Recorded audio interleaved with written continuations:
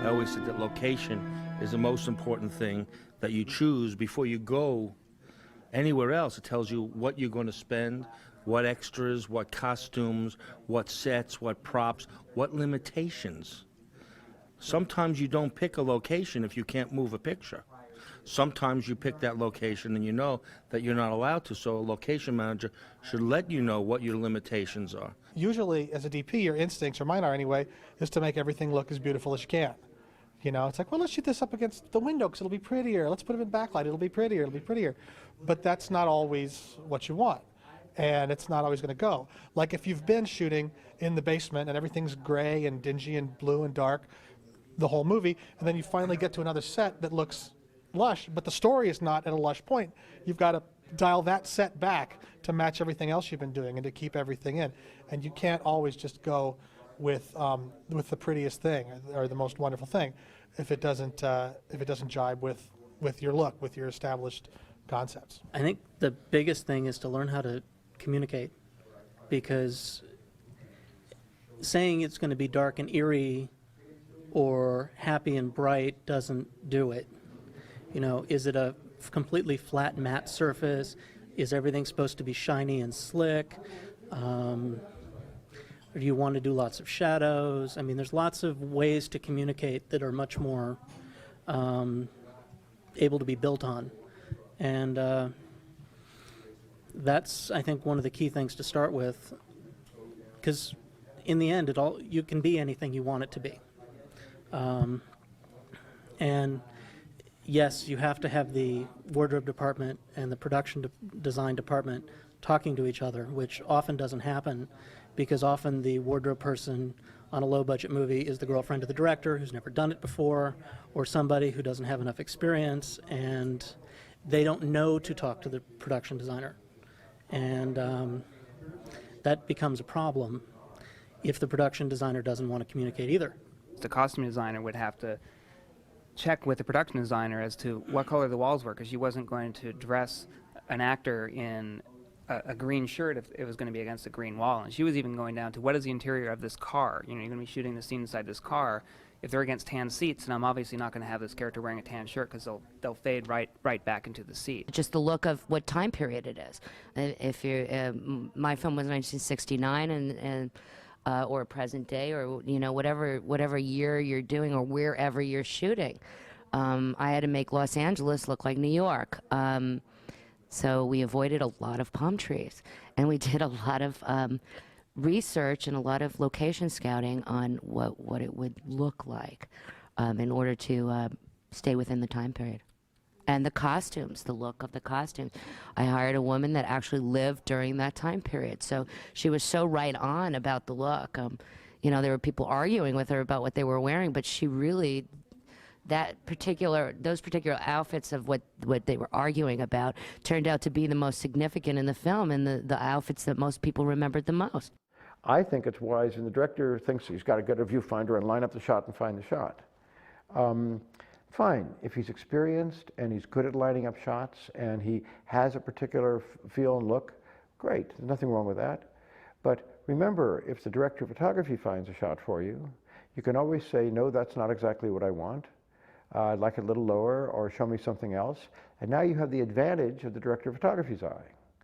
If you do it yourself right off the bat, director of photography may decide it's not worth it to offer you something else. Maybe you've closed off the communication. Maybe you've said, no, this is what I want. And that's a symbol, don't offer me anything else. Okay, director of photography can take a hint. Doesn't offer you, who's going to suffer? You are. These images exist in a certain state right out of the camera, whether it's a camera negative, whether it is a digital camera, whatever. And what happens to those images afterwards as images, not as cutting, not as editing, not as with sound, you know, none of that, just the quality of the images themselves is significant. The tools you have to print them darker, lighter, bluer, yellower, more saturated, desaturated, changes within them, all sorts of things. And the cinematographer, because we feel authorship of those images, maybe not sole authorship, but primary authorship. We're invested in those images. We care passionately, and I'm speaking, I think, for virtually all cinematographers I've ever talked to, that those images retain the maximum quality and are as good as they can be. That means the processing of the film, whether it's push or pull, or what labs, or if the labs do a good job, or whether it's dirty or clean, we care about that. The printing of the film, or the transfer in telecine, or in digital intermediate, or in tape to tape. We care about that because that's just not a simple transfer. That's an interpretive step that you do with the colorist. How is the movie projected? Russell Carpenter went around to every theater in town in one of his movies and checked the projection and looked at it and made sure the projection was all right. He cared about how those images were projected. Well, maybe don't assume every cinematographer can do every look. Cinematographers are like artists. They've got a look, they've got something that they believe in, and pick a cinematographer whose work you like. Was the cinematographer in their own sphere, their own world, where they were only concerned about their images and the rest of the world forget about, and so they blew the schedule, or they wouldn't let you get, as a director, you know, what you wanted because they were so concerned to make everything so perfect. You want a cinematographer who is dramatic and does wonderful work, at the same time balances the quality of their work, doesn't throw it away, but balances it so that they're efficient enough so that you can get your work done and that everybody's work can be excellent. I think going to see a movie that you think is relevant is a good part of prep. But here's the hidden danger. It's really a dangerous tool as well. The movie you're going to choose is probably some big budget movie made with a particular set of artists that is neither you neither the cinematographer nor the director. Okay? So you look, and Conrad Hall did this shot, and it's wonderful. I want to do that. Okay, well, the man you're talking to is not Conrad Hall. That's an organic shot that Conrad Hall came out of his soul because it was appropriate for that thing. Again, to imitate it, to say, I want this kind of look. Well, sometimes it's better to say, I want this and you should do it. It's better to find it. Rather than imposing something on something, let it flow organically and freely out of the script, out of the situation. See what is natural. Sometimes you're going against the grain. You're forcing something on either an actor or on a light. If there's got all these wonderful windows right here and you say, I want the light to come from over here, you can do it. You could black out all the windows. You could put a light up there and try to shape it and make it look like a window and do it. But the question is, what's wrong with going with what is there? What is wrong with going with the flow, with seeing what is natural and trying to bend your aesthetics into there? Obviously, there's a lot of light coming through here. It's a dark scene. You don't want to have a lot of light in there. I'm not saying you just take what you have. I'm just saying it takes flexibility. It takes adaptability and flexibility on the director's part as well as the cinematographer. When you first start working off of the script dictates the period, the time of day, night, rain, the mood, the genre, and that of course dictates set and color.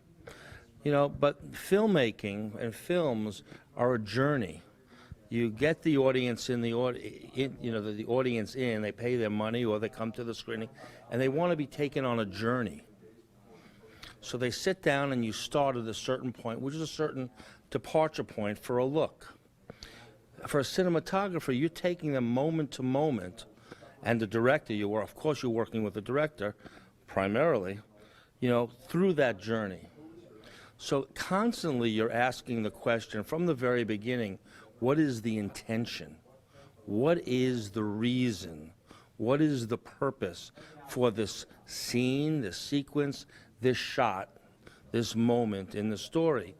And if you can get answers to that, that can then lead you to making decisions. The Graduate is a spectacular photography where in one moment, you know, there was joy and light, and on a turn, in one shot, in a turn, in a pivot, it went from bright light into dark, moody shadow because it was a transition of intention of the emotion at that point, a transition in time.